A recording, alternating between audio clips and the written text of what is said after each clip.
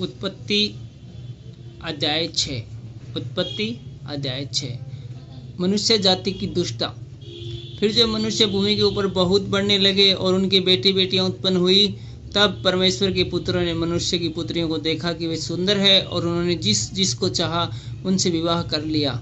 तब यहोवा ने कहा, मेरा आत्मा मनुष्य से सदा लो विवाद करता न रहेगा, क्योंकि मनुष्य भी शरीर ही है। उसकी आयु 120 वर्ष की होगी। उन दिनों में पृथ्वी पर दानव रहते थे। और इसके पश्चात जब परमेश्वर के पुत्र मनुष्य की पुत्रियों के पास गए, तब उनके द्वारा जो पुत्र उत्पन्न हुए वे शूरवीर होते थे, जिनकी कीर्ति प्राचीन काल से प्रचलित है। यहोवा ने देखा कि मनुष्य की बुराई पृथ्वी पर बढ़ गई है, और उनके मन के विचार में जो कुछ उत्पन्न होता है वह निरंतर बुरा ही होता है। और यहोवा पृथ्वी पर मनुष्य को बनाने से पछताया, और वह मन में अति खेदित हुआ।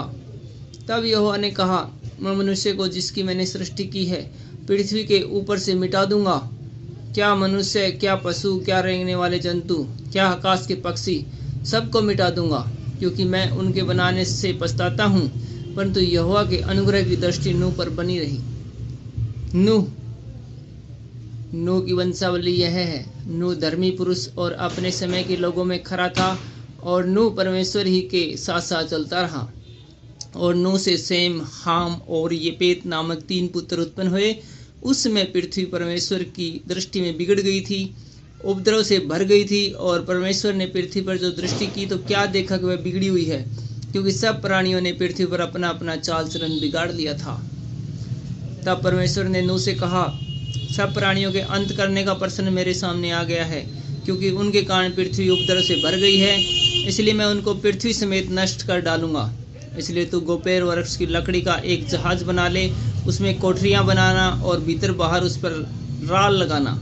इस ढंग से तू उसको बनाना। जहाज की लंबाई 300 हाथ, चौड़ाई 50 हाथ और ऊंचाई 30 हाथ की हो।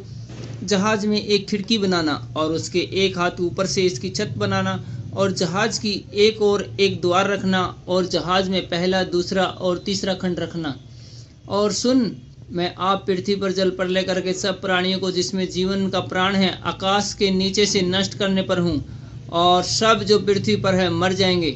परंतु तेरे संग मैं वाचा बांधता हूँ। इसलिए तू अपने पुत्रों, स्त्री और बहुओं समेत जहाज में प्रवेश करना, और सब जीवित प्राणियों में से तू एक एक जाति के साथ 2-2 और एक नर और एक मादा जहाज में ले जाकर अपने साथ जीवित रखना। एक एक जाति के पक्षी और एक एक जाति के पशु और एक एक जाति के भूमि पर रेंगने वाले सब में से 2-2 तेरे पास आएंगे कि तू उनको जीवित रखे। और भांति भांति का भोज्य पदार्थ जो खाया जाता है उसको तू लेकर अपने पास इकट्ठा कर रखना, जो तेरे और उनके भोजन के लिए होगा। परमेश्वर की इस आज्ञा के अनुसार नूह ने किया।